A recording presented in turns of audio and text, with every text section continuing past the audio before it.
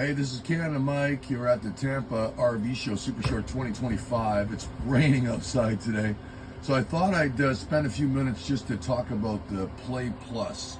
We did a video on the Play Plus Slumber yesterday, and a lot of questions came in. I'll do some stuff on the Play Plus Slumber. I think what I want to just separate the difference, the Play Plus and the Play Plus Slumber. The difference is the Slumber is a pop top in the Play Plus Slumber. A couple things I'll just talk about technology first. It does come with the underhood generator. It does come with 200 amp hours of lithium. Comes with a 3,000 watt inverter. It does come with 300 watts of solar. So that will charge the 300 amp hour lithium in about 1 hour to an hour and 10 minutes, hour and 50 minutes at idle. Now, if you're driving, the RPMs are higher, it will lower that amount of time to charge that battery, but it will charge at idle. So a couple other things I'll just mention.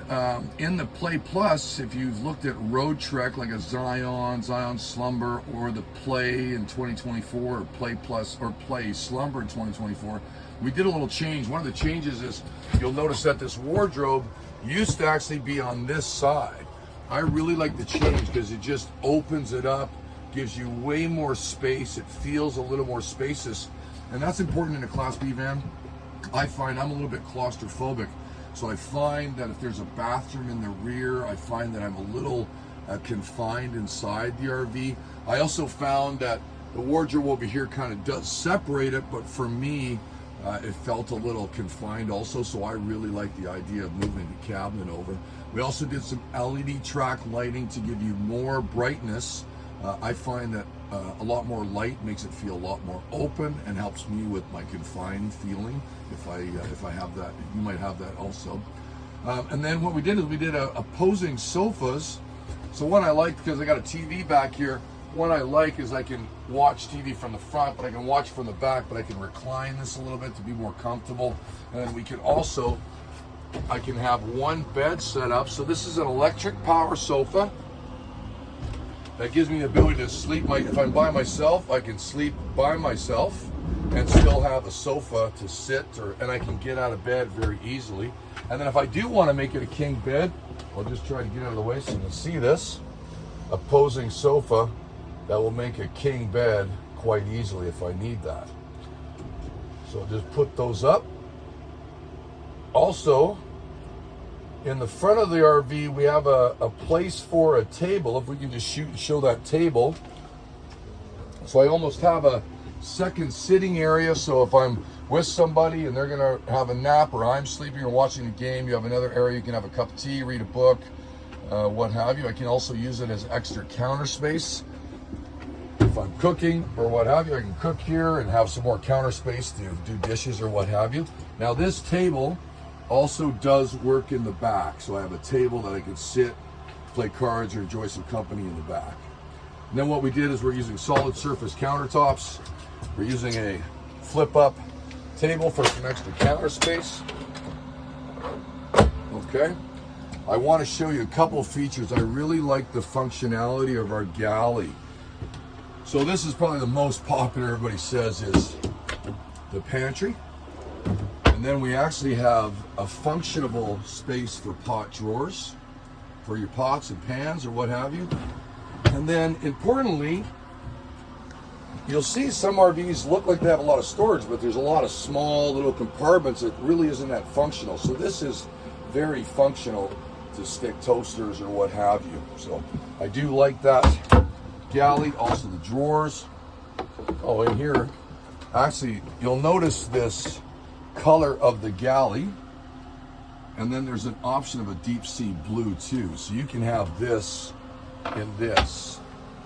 Now the cabinetry in the Play Plus, this color and fabric is going to be the same. The only option is the galley. Okay, that being said, we have solid surface countertops. I'm going to just show you this sink, stainless steel sink. That's really heavy duty. And then I'll just move this stuff, because in here we're using a propane cooktop. Take a look at that there, 2-burner. Nice extra counter space. You'll also notice the microwave is at eye level. A lot of RVs, you're going to see that the or vans, you're going to see the microwave is down low. I prefer it up top.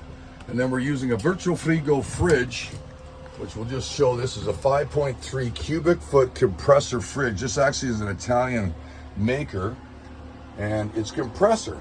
So what that means, it doesn't need to be level. It's not running off of batteries. It's compressor, so it's like a residential fridge. It is going to start freezing ice cream in about 45 minutes to an hour. It's going to be ready for use if you're going on a trip, no plans. You're just like, hey, let's go.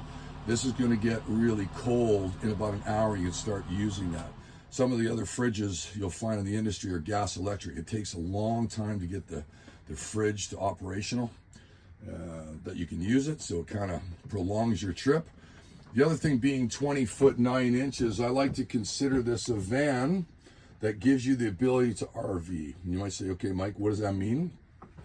Anything longer than this doesn't fit in a parking spot. The average parking spot in North America is around 21 feet. This is 20 foot 9 inches. So use this as a van that gives you the ability to RV. Like I use it to take the kids to the football games or go to the doctor's office or go shopping.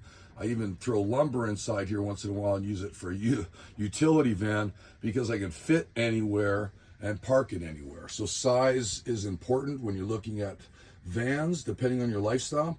I like to ask the question to people, if I gave you one for free, what are you going to do with it? Please think about that question, and that'll help you pick the right van. There's lots of exterior choices. A couple things we do that no one else does is we do have a Maserator pump in a ProMaster chassis. No one else in a ProMaster is using the Maserator. We also have gravity, so if you're at a campsite you want to permanently park, you can put that sewer hose connected to the dump station so your sewage is always being dumped, or else a Maserator which cleans it out. After you get the sewage out, it will use the gray water to clean out the hose and such, which is your soap and shower water. Lots of storage inside this van. It's just packed full. I'll just show you one cabinet here. It is very deep. Don't let your eyes fool you. You can fit a lot of stuff. Probably a lot of stuff you're not going to use, you'll be able to take with you. Of course, we use two style of shades. We got the bug screen, and then we got the night screen. You have screens for the rear, screen for the side, which actually has blackout screens for the doors. This is a zipper, and then it's Velcro with magnets in case you have a dog that wants to go in and out. A bigger dog like my Jagger, you can go in and out very easily, and it won't take the screen with you. A couple other features I would imagine is this particular coach, the 24 chassis, does come with 360 camera. It is also coming with adaptive cruise control, blind spot, lane assist, 9-speed transmission, which is very important. It has good power and it's front wheel drive, the best turning radius in any B-Van class. I'm going to just take this off because a lot of people that never purchased a van or looked at a van before are always looking at the bathroom, and they say, well, this is a small bathroom. So I'm 6'1", 210 pounds.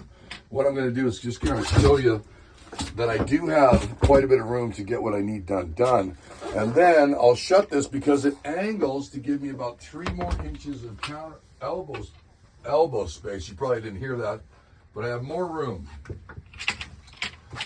So that is a little bit of a walkthrough through the Play Plus. We'll do a Play Plus slumber and show you the pop tops. We have the best pop top in the business. Thanks for tuning in.